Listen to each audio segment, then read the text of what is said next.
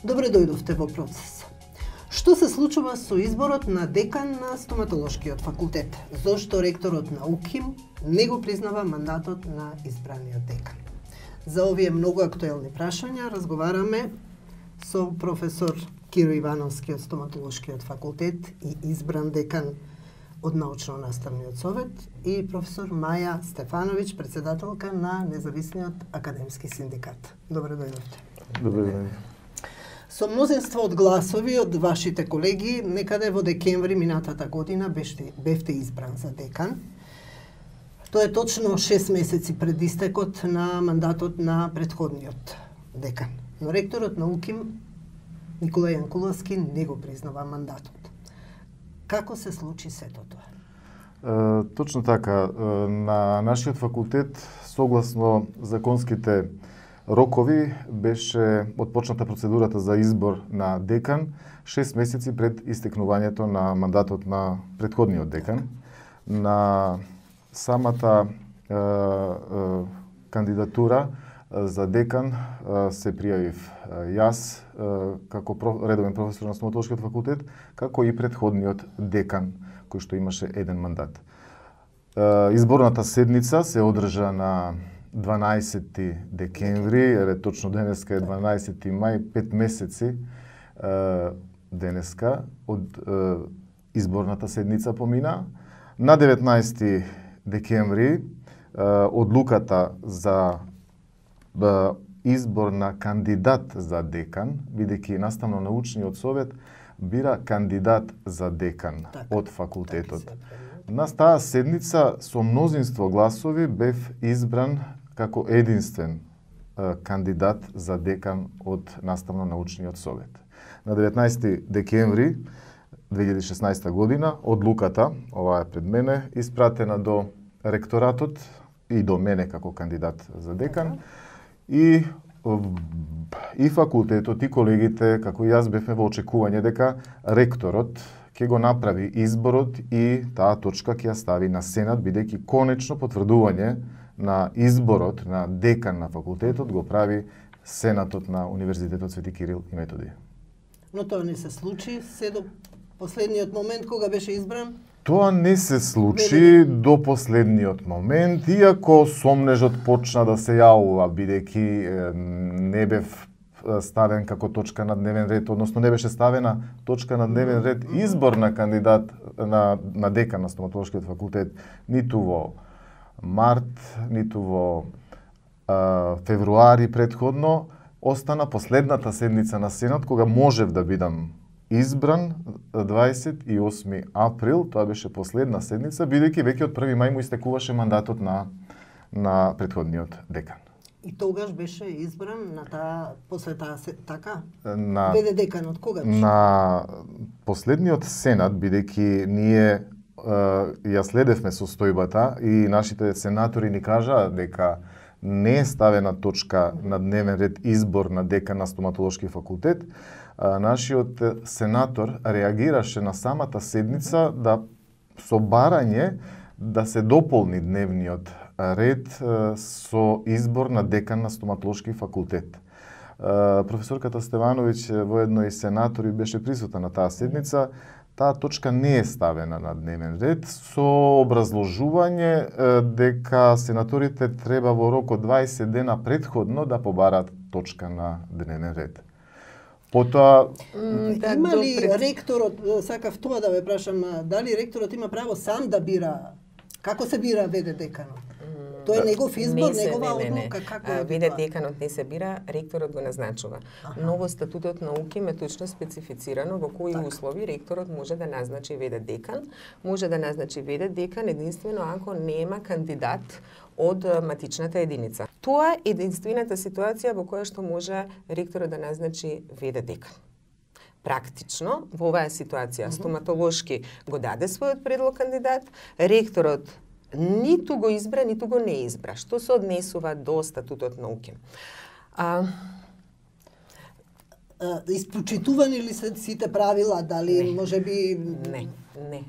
Ректорот во статутот има право да не избере декан, ако не одговара на законските услови, а ако процедурата не е согласно законот, ако не ги почитувал законските прописи, или ако извршил повреда на угледот на универзитетот. Тука се испочитувани сите правила? Практично. Така. Приказната во овој случај е што ректорот ниту избра, ниту не избра.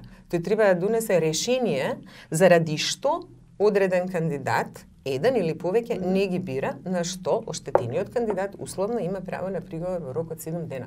Во овој случај, ректорот ја сокри практично процедурата, ниту ја изнесе пред Сенат, ниту донесе било какво решение, ниту Сенатот знаеше за што се работи, чекајќи да истече рокот, да истече мандатот на претходниот декан, да се направи тој вакуум во раководење, да си назначи собствен ВД декан. Практично, ректорот го прекрши и статутот и законот за високо образование. Но, затоа колегата...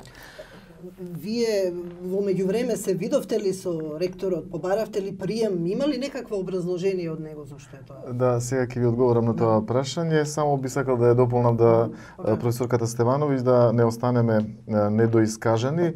Едната причина за назначување на ВД декан е таа која што ја кажа професорката Стевановиќ, а втората причина е доколку постоечкиот декан биде суспендиран и во такви случаи законско право на ректорот е да назначи ВД декан. Но, кај во нашиот пример, тоа не беше. Вашето прашање беше дали јас сум се видел со ректорот. Јас немам остварено средба со ректорот во овој период од како сум избран за кандидат за декан, ниту бев повикан од страна на ректорот на средба. Имаше различни случувањата, немаше образложение, побаравте, нели, и професорите се обратија со писмо. Видете, случувањата значи беа на 28 на последната седница на Сенатот, после тоа беа празници. Веднаш реагиравме првиот работен ден по празниците кога отидов на работа. Колегите кои што се членови на наставно-научниот совет, наставниците, од вкупно 38 членови на наставно-научниот совет, 23 наставници побара одговор од ректорот преку отворено писмо, го прашуваат ректорот зошто е назначен ВД декан, а не е испочитувана волјата на мнозинството членови на наставно-научниот совет на стоматолошкиот факултет. Освен тоа, информација имаме дека ректорот не е во Македонија, така да немавме можност да ствариме никаква средба со ректорот. Да кажам, да нагласам дека го баравме, редакцијата на Нова го бараше ректорот и преку СМС порака одговори дека е на патување во Америка, но не одговори на прашањето кое што му беше упатено, а кое се однесува на оваа тема. Како независниот синдикат може да помогне во оваа ситуација? Има ли правни средства сега како да се реагира? Првата точка во програмата на Независниот академски синдикат е борба за автономијата на универзитетот. Во овој случај ние зборуваме за погазување на автономијата внатре во самиот универзитет. Практично ректорот на УКИМ со неговата постапка суспендираше, погази легална и легитимна одлука на една единица на УКИМ. Како може да се реагира? Сето ова да се изнесе пред јавноста, да се апелира. Јас ја користам приликата да апелирам во овој случај до ректорот, професорот Јанкуловски, да работи согласно статутот на УКИМ и во крајна линија да се работи согласно непишаните правила на комуникација на академската заедница, а тоа е почитување на аргументот и аргументирана дискусија. За мене е несватливо член на академска заедница воопшто да не влезе во аргументирана дискусија и да ги изложи фактите кои што тој ги има. Затоа потенцирам, во овој случај се работеше за затскривање на целата процедура, за да истекне мандатот на претходниот декан и да се назначи нов.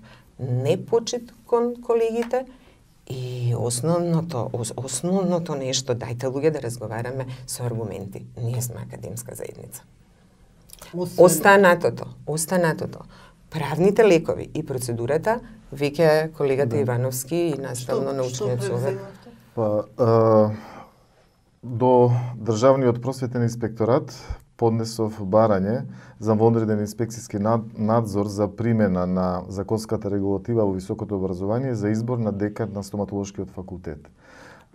Истото тоа е поднесено и до министрот за образование и наука да се провери законитоста околу постапката за избор на декан на стоматолошкиот факултет. Тоа е од мене како кандидат за декан на стоматолошкиот факултет.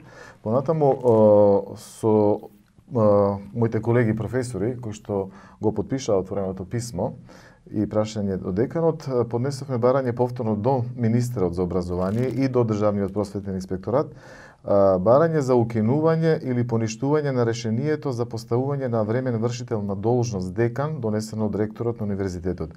Бидејќи и ова решение за назначување на декан е противзаконски. Ја не сум правник, меѓутоа во консултација со повеќе од правниците ми беше посочено дека членовите кои што се посочуваат врз основа на што се назначува решението за поставување на време на вршител на должност се сосема некоректни и неточни. И против тоа поднесовме барање за поништување на изборот на вршител на должност. Излегува ли на инспекцијата нешто, има ли нешто од тоа? Значи, првиот поднесок беше до инспекторатот просветен и до министерството беше на 2 мај, вториот за поништување на изборот на вршител должност декан беше на 4 мај. Се уште немам никаква информација околу тоа дали излегле да направат увид во целата таа постапка, но понатаму поднесен е уште еден правен лек повторно во консултација со управниците, а тоа е управен приговор до ректоратот како приговор за постапката за избор на декан на стоматолошкиот факултет, од каде што бараме да ни одговорат зошто е на тој начин постапено. Па доколку не се добие тука некаков одговор, ќе се оди на повисоки инстанции. Имале доволно време до сега да реагираат. Кои се можните негативни последици од сето ова, однос на факултетот, на освен што се руши кредибилитетот на институцијата? Јас ќе сакам да се вратам малку низ годините наназад и да ја прошириме сликата. Овој конкретен проблем е симптом на нешто што е многу посериозно и многу подлабоко. Преседанот неизбирање декан, многу слична ситуација е направен пред 4-5 години, подсетиме пред 5 години. Јавноста мислам дека не е запознаена, не бевме ни ние како академска заедница од причина што тогаш оштетениот кандидат иста беше постапката. Од причина што тогаш оштетениот кандидат не се жалеше, не реагираше, а ни наставно-научниот совет на факултетот. Од кои причини не можам да знам. Кога отпосле дознавате нешто по ходници, немате начин да реагирате. Клучниот проблем, ова е симптомот, повторувам. Проблемот е системски. И кога сите овие години ние зборуваме за менување на политики во оваа држава и за киднапирани институции, зборуваме за системско киднапирање на институциите и суштинско менување на политиките, а не само за персонални промени на луѓето на чело на институциите. Јавноста сите овие години се прашува зошто професорите молчаат, зошто судиите молчаат, зошто луѓето во клучните институции кои што треба да ја одбранат, да ја одбранат демократската природа на ова општество молчат. Затоа што за 10 години е направен еден совршен систем, но злостурнички систем. Не се плашам да го изговорам овој збор. Тезата дека нашите закони се добри, но не се имплементираат, најодговорно тврдам дека не е точна. Никогаш не биле добри, а за овие години се смислено и рационално со ум направени такви да блокираат во секој момент демократска промена или действување внатре во институциите и да овозможат концентрација на моќ во рацете на поединци. Да конкретизирам, во Законот за високо образование од 2008 е внесено решение, ова за што на почетокот зборувавме, дека факултетите не ги избираат деканите, туку нудат предлози за декани, а ректорот го бира го избира деканот, ректорот има дискреционо право. Јас во една емисија 2 пати изгрешив, место дискреционо, дискредитационо кажав. Фројдовска е грешката. Тоа дискреционо право кое што е ставено во сите институции се користи како право за дискредитација на неподобни согласно нели оној што го има кандидати. Можеме да шпекулираме зошто тоа се случило. Така, тоа сакам и да прашам подобно. Ама не е важно, може да е бојата на очите прашање. Значи, ректорот има право да се избере кој му се допаѓа. Но видете што се случува. Образложението дека ректорот има право да суспендира декан кој не работи согласно закон, дека ректорот има право да избере, тогаш било оправдувано дека ректорот во еден интегриран универзитет треба да има моќта да спречи кандидат кој што незаконски или го нарушува угледот на УКИМ. Глупости. Согласно закон, ректорот има не мандат, туку во неговата надлежност да спречи извршување одлука која што е противзаконска и која што е донесена во незаконска процедура. Нема потреба да постојат вакви членови, јас ги нарекувам закопани неексплодирани мини. Не знаете дека постојат, додека не згазите на нив. Цело време биле тука, никој не можел да претпостави дека некој ќе се послужи на овој начин со тие кои што можеби и не личеле толку страшно. Првиот пат, повторувам, пред 5 години ова направено без реакција на тогашниот факултет, сега веќе преседанот станува правило. Сега видете понатаму што се однесува до избор на ректор. Кога се бира ректор, членовите на ректорската управа, а тоа се истите декани кои што ректорот ги бира, треба да го бираат него или неговиот наследник. Едни со други си се бираат. Имаме апсолутна концентрација на моќ во група од 25-6 души. И сега вие сакате да во институцијата универзитет, кој да е, имате слободна мисла, имате работење без страв, има други членови кои што не сакам да ги кажам по однос на избор на професорите. Не е случајно што луѓето се плашат да говорат гласно и да работат согласно законите и согласно принципите на нивната професија. Во секоја институција тоа е така.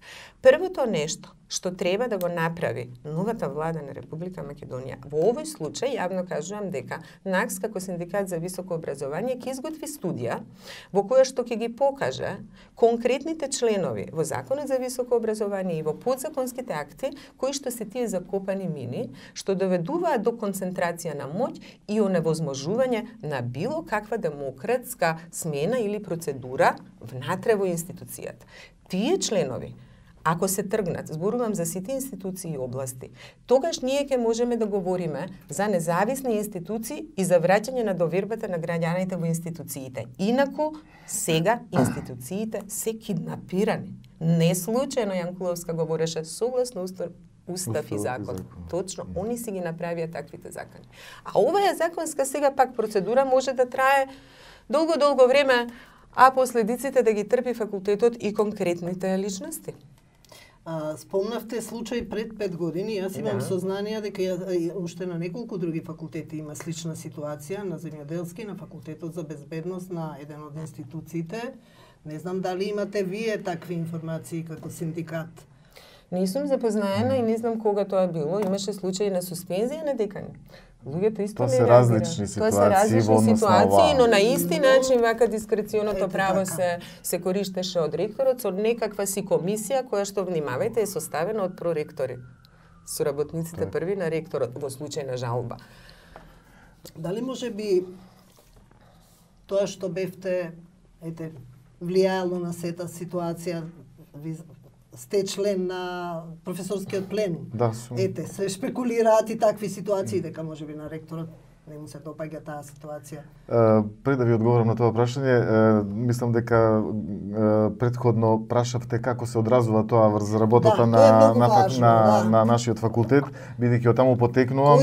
Професорката објасни за сите последици во однос на целото високо образование и институциите. Конкретно, постои едно големо незадоволство на стоматолошкиот факултет, бидејќи за мојот избор застана мнозинство на членови. Значи, сите тие членови членови кои што се и подпишани на ова отворено писмо се навистина незадоволни од назначувањето на вршител на должност на факултетот. Негативно се одразува и врз наставата, и врз студентите сето тоа, така да со самото назначување на ВД дека на нашиот факултет се влошија уште повеќе и онака заострените односи на факултетот. Уште повеќе се влоши односите.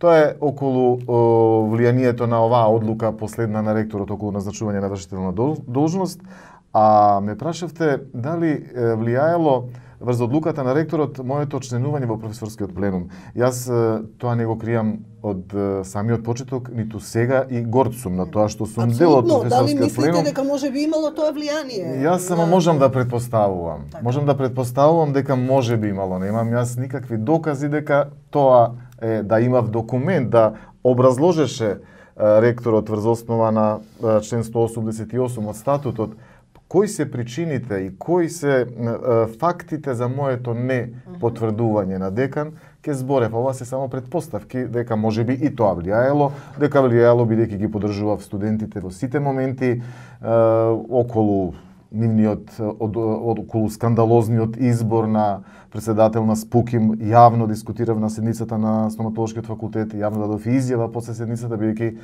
ги осудивме тие избори и одлучивме да не ги признаеме резултатите од така скандалозно спроведени насилнички избори за председател на СПУКИМ.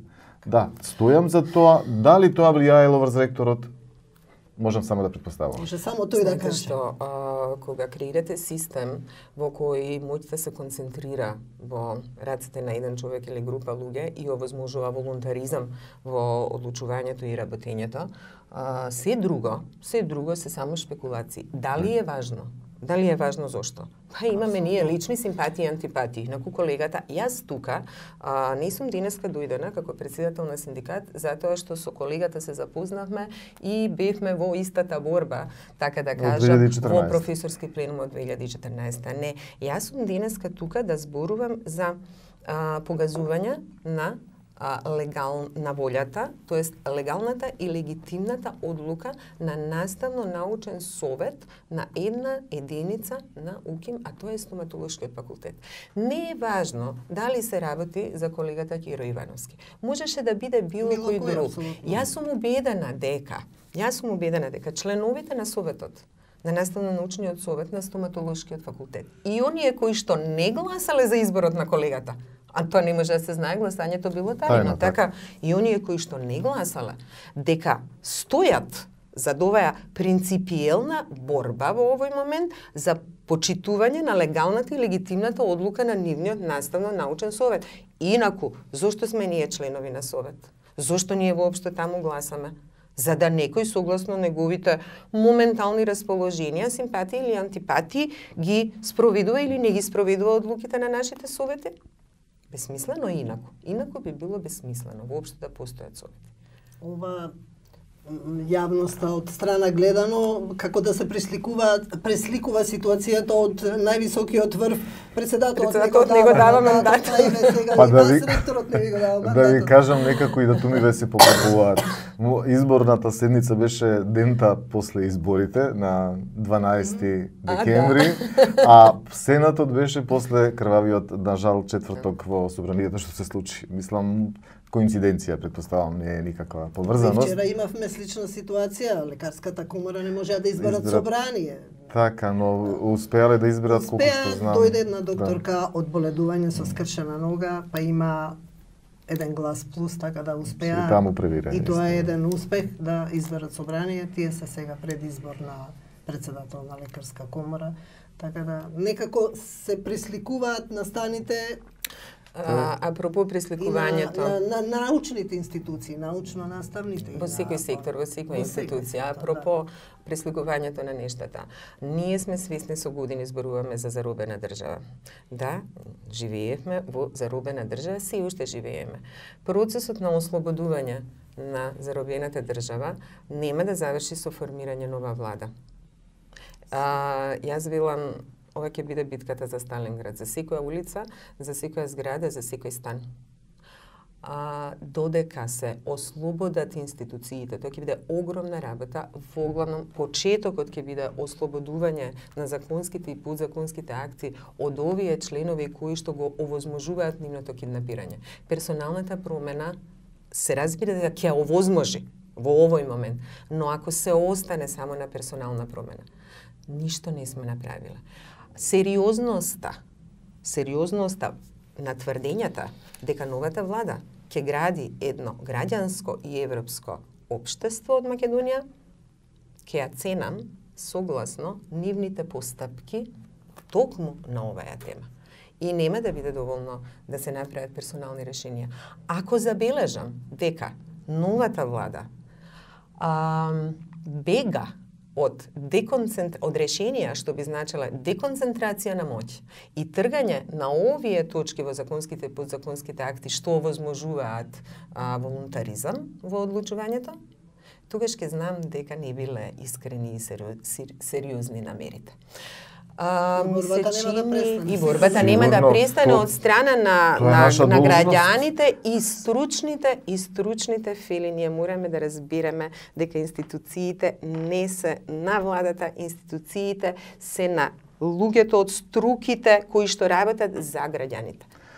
Би се надоврзал на професорката Стевановиќ, во потполно се согласувам со тоа што го кажа, и ние кога ја почнавме борбата во професорскиот пленум, ние не се боревме против владата. Ние се боревме против несоодветните законски решенија во Законот за високо образование и ги поддржувавме студентите, нашите студенти. Исто и во ова нова влада, доколку носи несоодветни законски решенија, повторно ќе бидеме ние тие кои што ќе ги критикуваме. Сметам дека интелектуалците, академската заедница е прво повикана да реагира на било кои несоодветни законски решенија кои што се однесуваат во сферата на високо образование, во сферата на здравството или во некоја друга сфера од живеењето. И критичката мисла мора да постои. За вас имам сознание дека ве сакаат студентите, сакаат да ги слушат вашите предавања. Минатата година ве ставиле меѓу неколкуте најинспиративни професори, бидејќи, како што велат, сте смел да зборувате за системски промени. Дали може би, пак се враќаме на истото, тие промени му засметаа некому? Јас со моите студенти покрај часот што е предвидува методската единица, одвојувам секојаш малку време да поразговарам со нив, затоа што се тоа личности, млади личности кои што освен методската единица сакат и да имат контакт со професорот. Веројатно е тоа причината за да ме изберат за најинспиративен професор од стоматолошкиот факултет на факултет МК. Тоа го дознав. Да, имаше од неколку факултети, вас од стоматолошки. Така, од сите факултети имаше по неколку професори. Јас на тие часови не ги користам за некаква пропаганда политичка, него ги насочувам студентите да си ги бараат своите права. Бидејќи голем дел од студентите и не знаат кои се нивните вистински права. Дури барам и мене да ме критикуваат. Она што не им се допаѓа кај мене да го кажуваат слободно, бидејќи тоа нема негативно да се одрази на нив. Значи тоа е тоа што веројатно студентите го ценат. И овие денови, верувајте, доаѓаат повеќе студенти кај мене и прашуваат што они да преземат. Јас во ниеден случај не сакам да им наметнувам на нив решенија. Оставам на нив. Они се возрастни граѓани и они знаат дали треба да реагираат или не треба да реагираат. Не треба да бидат поттикнати од мене да реагираат за оваа ситуација. Така. И за крај, што ќе порачате на ректорот, на јавноста, на не знам, во име на синдикатот сега може ли нешто да се, не знам. Синдикатот, кандидатот за декан, колегата Ивановски, ја има поддршката од синдикатот во секоја смисла, не само моралната во смисла на јавно и отворено писмо или повик, туку и правна помош, од нашите адвокати во секој момент. За жал, заради рестриктивноста на Законот за работни односи, ова е уште едно системско решение за сите овие години наметнато. Заради Законот за работни односи, тоа скоро го дознав, синдикатите имаат право, например, да штрајкуваат само на теми кои што се во врска со економската состојба, и социјалните права на работниците. ова не спаѓа во уште едно тие. решение. А ова не спаѓа. Но сите форми на протест, сите форми на поддршка, сите форми на јавно апелирање кон јавноста, кон академската заедница пред се кон ректорот.